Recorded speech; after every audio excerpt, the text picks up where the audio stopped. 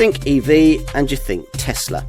This Model Y hatch is the brand's offering for the mid-sized crossover segment, a car that aims to redefine what a premium electric vehicle of this sort can deliver.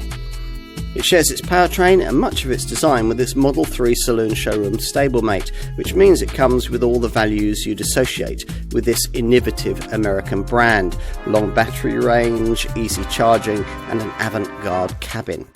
It's also very fast in this dual-motor all-wheel drive form. European rivals shade this Tesla for quality and have more accessible interior design, but in this segment there's still nothing quite like this car. Currently, it's the fashion amongst EVs these days for a little combustion-like linearity in the way they accelerate. But Tesla doesn't follow fashion, and this Model Y simply hurls itself away from rest, even in this conventional long-range form. That's because your right foot is commanding 434 braked horses, and if that's somehow not enough, the alternative performance model raises that figure to 483 bhp. Either way, electric motors propel you from both front and rear axles, creating the car's dual motor all-wheel drive system, producing 575 newton meters of torque and dispatching the 62 mile an hour sprint in just 4.8 seconds, or 3.5 seconds in the performance version. Tesla's also disdained the current fashion for limiting top speed on EVs. This one will cruise on the Autobahn at up to 135 miles an hour, or 155 miles an hour in the performance version. The Model Y doesn't have a sport drive mode, and it clearly doesn't need one. The ordinary standard setting quite enough to bring up your breakfast and attract the constabulary's attention if you engage too frequently in repeated right foot flexes. Better, if you can, to chill, quite literally, because that's the name of the second, more laid-back setting that'll better preserve that all-important drive range figure. It's officially quoted at 331 miles for this long-range version, or 319 miles for the Model Y performance variant, figures that outstrip much lower-powered segment competitors and easily surpass the range capacity of rivals with similarly gutsy drivetrains. You can subtract a bit from that for the needs of real-world driving, of course. Also bear in mind, though, that these figures are for the pre-update 2170 series battery powertrain we're trying here, shortly to be replaced by a more advanced 4680 series battery pack version, not available to us at the time of this test, but said to facilitate a 16% improvement in range. If ultimate driving range isn't essential for you, then you may also want to consider the entry-level rear-driven Model Y variant, which offers up to 283 miles of range. That's all good, but big range figures inevitably need a big, dense, heavy battery. This one's estimated to be 75 kilowatt hours in size, a figure Tesla won't confirm, but in any case, the kind of bulky power pack you might think would be about as conducive to dynamic engagement as hanging a huge anchor out the back. Surprisingly, though, this one turns out to be one of the most engaging EVs we've driven, primarily because of its accurate steering and the prodigious grip of the dual-motor all-wheel drive system. The firm damping helps here too, though you pay for that with a standard of unsettled low-speed ride that wouldn't have been signed off by most premium rivals. Highway refinement's a little disappointing for an electric vehicle too, and you might be surprised to find that the Model Y lacks most of the usual EV tools for controlling brake regeneration. Still, courtesy of the standard autopilot system and its 8 cameras, 12 ultrasonic sensors and forward-facing radar, there are some uber-clever auto-driving functions. And Tesla still enjoys a big advantage when it comes to charging, thanks to its vast network of supercharging stations, which work at 250 kilowatts and allow you to replenish up to 80% of battery capacity in as little as 36 minutes. When charging from home, the 7.4 kilowatt wall box most owners are likely to have needs 11 hours and 45 minutes for a complete charge. As usual with an EV, the low BIK tax rating of 2% means big savings too. Well, you know it was a Tesla, wouldn't you? You'll either think it's cool and minimalistic, or rather anodyne and featureless. there'll be no in-betweens. As for this Model Y, well, it's hard to avoid the initial conclusion that it's merely a 5-door version of its Model 3 saloon stablemate.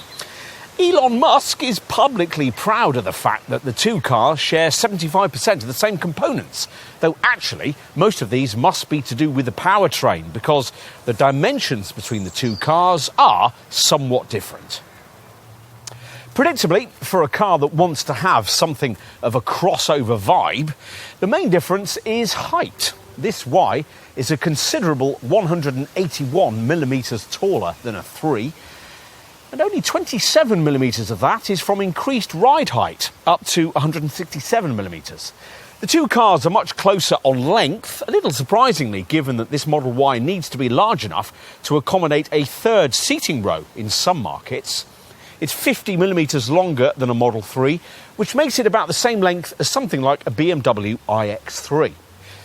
This Tesla's fish-like silhouette might not be particularly striking, but there's the draw of a standard panoramic roof and, thanks to neat details like the flush door handles, the shape is notably aerodynamic at 0.23 CD.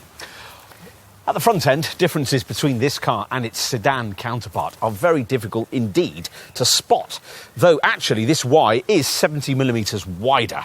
Unlike most rivals, there's no pretense at any sort of front grille. All the cooling air that's needed is inhaled by this broad intake below the number plate, flanked by slim fog lights. Obviously, things are different at the back compared to a Model 3, this being a hatch, like virtually all its mid-sized EV segment rivals. As with the Model S and the Model 3, Tesla's mounted the charging flap neatly in the offside rear light cluster and made the socket inside CCS compatible so that a wider number of public charging stations can be used. OK, time to take a look inside. Now, a neat touch is that as long as you're logged into the car with Tesla's smartphone app, it'll unlock itself and turn itself on when it detects your phone. Or you can unlock the car more manually by holding this provided RFID smart card up to the B-pillar, though it's a bit fiddly to find the right spot. Either way, the door opens with a press on the larger part of this black release handle.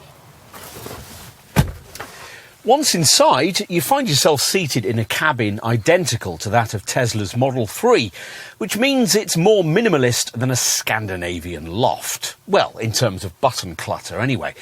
There's nothing minimalist about this enormous 15-inch central touchscreen onto which virtually all the comfort, infotainment and driving features you'll need have been located, including those you'd normally find in a conventional instrument cluster, here missing too. Beyond this, operating control provision has been kept to the absolute minimum. Don't bother looking for a gear stick, a starter button, a handbrake switch or physical ventilation controls. Even the vents themselves are pretty hidden. Tesla also thought about getting rid of steering wheel stalks, as it has done on the latest Model S, but they're reluctantly retained here, the left one for indicators and the right for gear selection. Otherwise, you're limited to a couple of unmarked scroll wheels on the steering wheel spokes. Beyond this, operating control provision has been kept to the absolute minimum, which is all well and good, but a potential premium segment European buyer of this car is ideally going to want such minimality to be accompanied by the kind of cabin quality and richness of interior design that the posh German brands offer. You don't really get that here, but compensatory technology is absolutely dripping from every menu and pinch and swipe action accessible through this enormously capable central screen. There's a superb Google Earth navigation system, all the usual infotainment stuff, and even arcade games.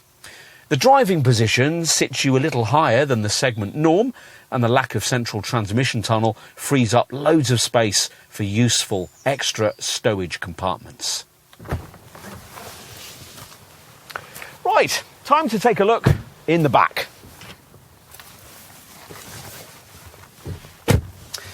Get inside, and the first thing you might notice here is the completely flat floor. The usual transmission tunnel's not needed, of course, because there's no mechanical transmission. Even better, there's much more room than is usually provided for a centre-seated passenger to slide their shoes forward beneath this jutting console with its twin vents.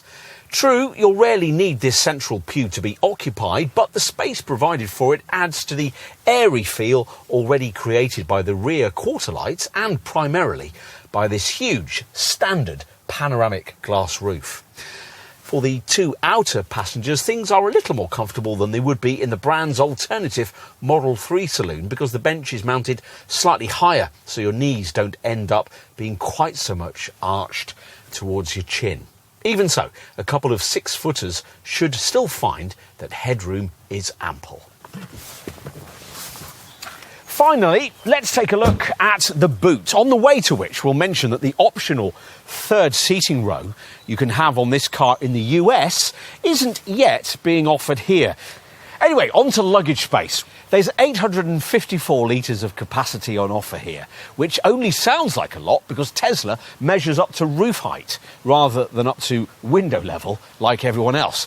Unfortunately, no parcel shelf is provided, so everything's in plain sight. Anyway, it's a good, square, usable space which is usefully improved by this versatile floor with its twin luggage boards. Should you need more room, flattening the bench backrest is aided by little power buttons on the left for seat retraction. You don't get a completely flat load area as a result, but the 2,100 litre capacity freed up as a result should be ample for most owners. We'll finish with a look at the frunk, or the fruit, or whatever you want to call it, up front in the nose. It can't quite swallow suitcases like the one in the Model S, but its 117 litre capacity is probably good for a couple of small, squashy bags. Of course, this Model Y, the most important Tesla yet, has a much tougher job on its hands than the marque's earlier models had, especially now that well-funded Far East makers are becoming well-established in the EV market. But the American brand has the advantage of a head start and a pioneering mindset, both of which it will need in the years ahead. There's still plenty for the company to work on, though. European rivals are catching this American brand quickly in terms of electrified powertrain technology, and they often shade Tesla in terms of cabin quality. But they still can't beat this brand's battery range, nor can they yet match Tesla's public charging infrastructure. There's nothing from any other maker like Tesla's network of supercharging stations. Those attributes will understandably sway many customers towards this car. Potential customers will also like the fact that the Model Y is arguably the most avant-garde medium-sized crossover in its segment, and potentially, in top performance form, the very fastest too. If these sound like winning attributes in a car of this kind, you'll know where to start your search.